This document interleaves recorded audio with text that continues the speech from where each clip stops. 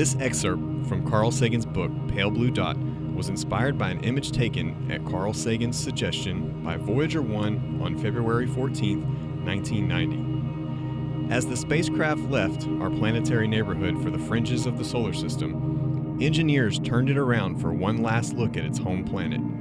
Voyager 1 was about 4 billion miles away when it captured this portrait of our world. Caught in the center of scattered light rays, Earth appears as a tiny point of light, a crescent only about 0.12 pixels in size. Look again at that dot. That's here. That's home. That's us.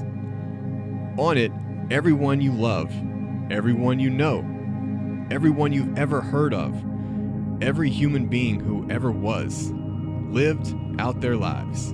The aggregate of our joy and suffering, thousands of confident religions, ideologies, and economic doctrines, every hunter and forager, every hero and coward, every creator and destroyer of civilizations, every king and peasant, every young couple in love, every mother and father, hopeful child, inventor and explorer, every teacher of morals, every corrupt politician, every superstar, every supreme leader, every saint and sinner in the history of our species lived there, on a mote of dust suspended in a sunbeam. The Earth is a very small stage in a vast cosmic arena.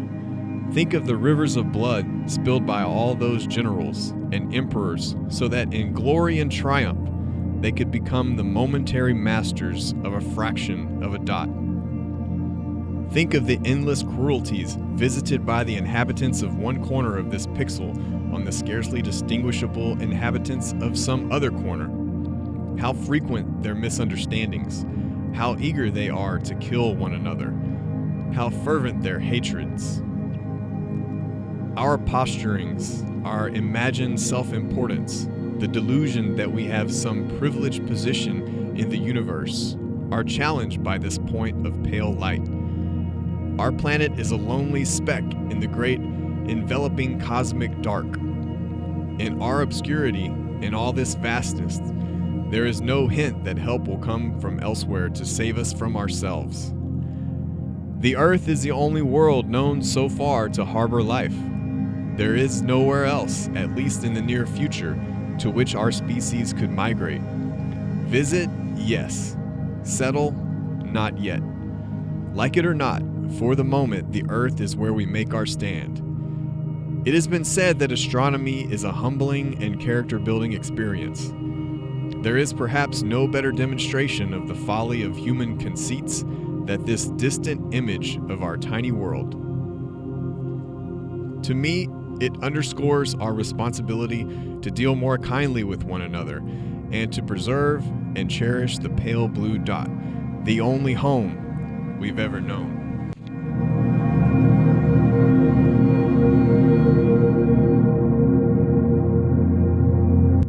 And our small planet, at this moment, here we face a critical branch point in history.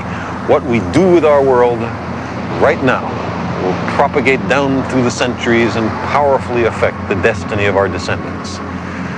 It is well within our power to destroy our civilization and perhaps our species as well.